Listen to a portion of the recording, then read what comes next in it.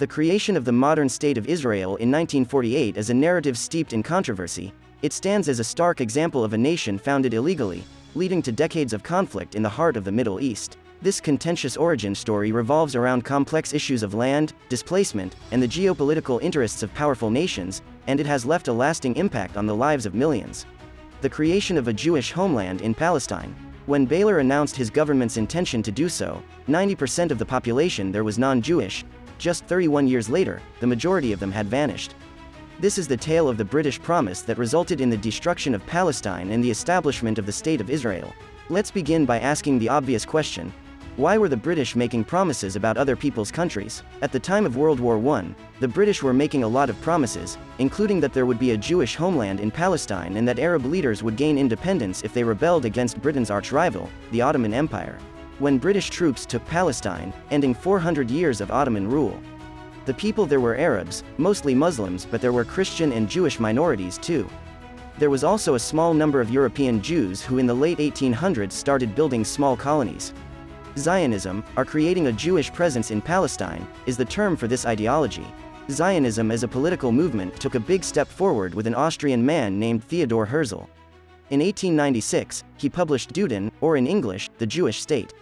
In it, he claimed that the only way for Jews to avoid Europe's anti-Semitism was not just to leave but to have their own country. A few days after the conference, the Zionist movement got busy organizing funds to encourage Jewish immigration to Palestine, hiring companies to buy land there, and selecting representatives to lobby various governments on their behalf.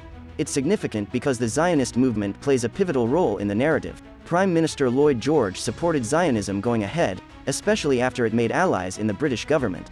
The Zionists assured Britain that their future country would be a reliable ally, while a Christian zealot believed that gathering the Jewish people in Palestine would bring Jesus Christ back to earth, while others, like Baylor, believed that getting the Jewish people out of Europe and into their own country would be a good thing. The League of Nations was established by the victorious empires in World War I to divide up the defeated SES territories among them. This system, known as the Mandate System, placed areas formerly ruled by the Ottoman and German empires under the supervision of advanced nations until they attained independence. The Palestinian people were never consulted about their wants or what independence would mean to them when Britain was handed the mandate over Palestine. The Zionist project received great support from the British government, and large waves of Jews immigrated to Palestine. In 1936, the Palestinians went on strike because it was obvious that Britain was not granting them independence but rather giving their country to other people. Executions and mass punishment were used, leaders were deported, and homes were blown up. Drawing another British line on the map, dividing the country, giving this part to the Jews and this part to the Palestinians, and making that part of Transjordan next door were their proposed solutions. And because the Palestinians were the majority in the country, 250,000 of them would have to be forcibly removed in order to make the Jewish state viable. Rather, the revolt persisted until 1939, by which time over 10% of adult males in Palestine had either been murdered, injured, arrested, or banished. The British government was in desperate need of a solution. Therefore, the 1939 White Paper, which rejected partition and advocated for Palestine to become independent within 10 years with everyone living there sharing it together, led to the first conflict between the British and Zionists. Importantly, it also placed strict restrictions on Jewish immigration and land purchases, which felt like a betrayal to the Zionists. In response, some detonated bombs across the nation, killing dozens of Palestinians, but soon everyone was preoccupied by something much more significant.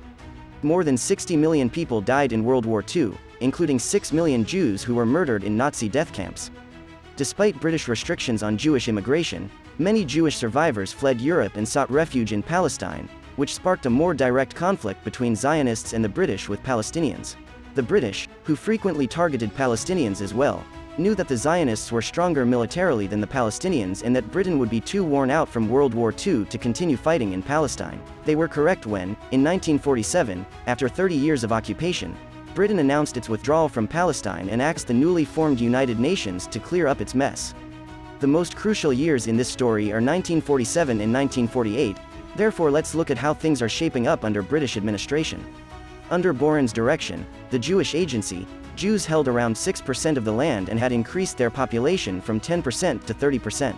On the other side, the Palestinians hadn't been allowed to develop their own administration or military, but as they waited for the UN solution, they were still the majority all over the country.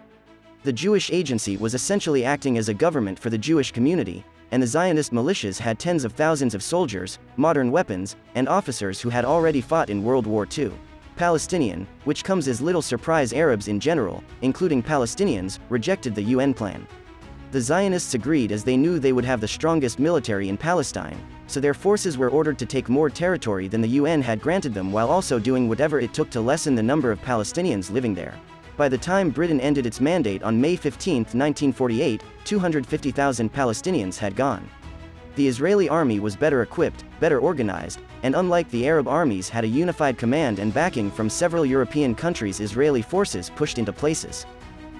80% of what had been Palestine was now part of the new state of Israel, while the remaining 20% or so were either annexed by Jordan or seized by Egypt. The story of Palestine's suffering at the hands of Britain and Israel is one marked by hardship, displacement, and unfulfilled promises. The impact of these historical events continues to reverberate in the lives of Palestinians to this day, with the conflict persisting for generations. That's it for today. Please share and subscribe to the channel for more related videos.